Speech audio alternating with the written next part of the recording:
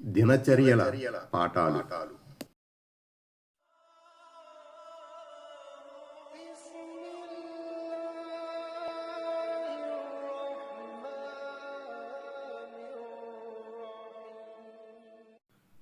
నలభై 5 మత్తు సేవించుట నిషిద్ధం.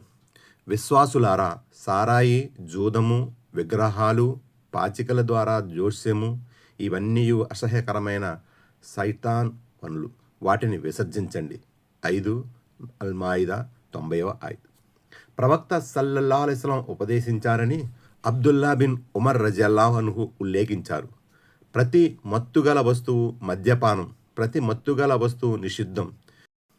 ఇహలోకంలో మద్యపానం సేవించినవాడు, దానికి బానిస అయినవాడు క్షమాపణ కొరకు ముందే చనిపోయినచో పరలోకంలో దాన్ని నోచుకోలేడు. ముస్లిం. ప్రవక్త సల్లల్లాహు అలైహి వసల్లం ఇలా ఆదేశించారని జాబిర్ రజియల్లాహు అన్హు ఉల్లేఖించారు. ప్రతి మత్తుగల వస్తువు నిషిద్ధం.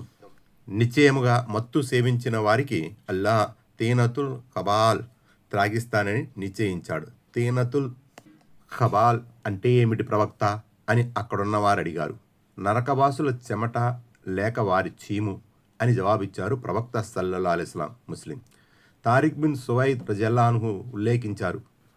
తను ప్రవక్త సల్లల్లాహు అలైహి వసల్లంతో మద్యపానం విషయంలో ప్రశ్నించారు. అయితే ప్రవక్త సల్లల్లాహు అలైహి వసల్లం నివారించారు.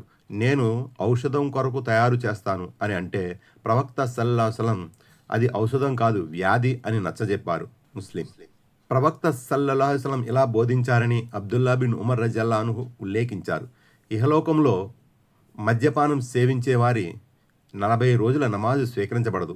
అతడు తౌబా చేస్తే అల్లాహ్ అతన్ని మన్నిస్తాడు. తరువాత తిరిగి అదే పని చేస్తే అతని 40 రోజుల నమాజు స్వీకరించబడదు. ఇక 4వసారి కూడా అతడు తిరిగి అదే పని చేశాడంటే అతడు తౌబా చేసినా అల్లాహ్ అతన్ని మన్నించడు. అతనికి నరకంలో ఖబాల్ నది యొక్క చెమట, చీము త్రాగిస్తాడు. తిర్మిజీ. విశేషాలు.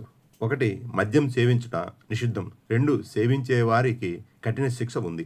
3. అది వ్యాధి, ఔషధం కాదు. Please subscribe. Touch bell. All. Like this video. Subscribe. Get notified.